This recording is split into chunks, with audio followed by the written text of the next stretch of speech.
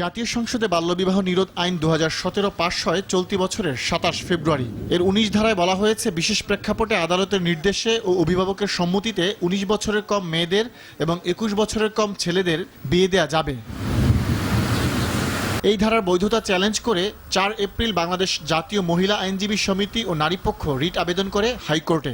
রিটের প্রেক্ষিতে আদালত রুল জারি করে 19 ধারা কেন সংবিধানের সঙ্গে বৈষম্যমূলক ও সাংঘর্ষিক ঘোষণা করা হবে না তা জানতে চান। বলা হয়েছে যে এটা সাংবিধানিক যে ধারা আছে তার সাংঘর্ষিক এবং এটা আলটাভারেস এবং অন্যান্য যে আন্তর্জাতিক সনদগুলো যেটা বাংলাদেশ এক্সিড করেছে, মানে সিগনেচার করেছে, তার পরিপন্থী এবং তার সঙ্গে দেশীয় যে আইনগুলো আছে তার সঙ্গেও পরিপন্থী। আইন সচিব এবং নারী ও শিশু বিষয়ক মন্ত্রণালয়ের সচিবের কাছে এই রুলের জবাব চান আদালত।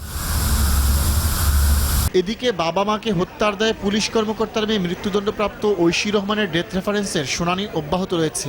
এর আগে ঐশীর মানসিক অবস্থা পর্যবেক্ষণের জন্য সকাল 9:45টার দিকে হাইকোর্টের নির্দেশে তাকে আদালতে হাজির করা হয়। বিচারপতি জাহাঙ্গীর হোসেন ও বিচারপতি মোহাম্মদ জাহাঙ্গীর হোসেন তাদের খাস কামরায় আধা ঘন্টা ঐশীর বক্তব্য শোনেন। অন্যদিকে চট্টগ্রামের বাঁশখালীর 14টি ইউনিয়ন পরিষদের নির্বাচন স্থগিত করেছেন হাইকোর্ট।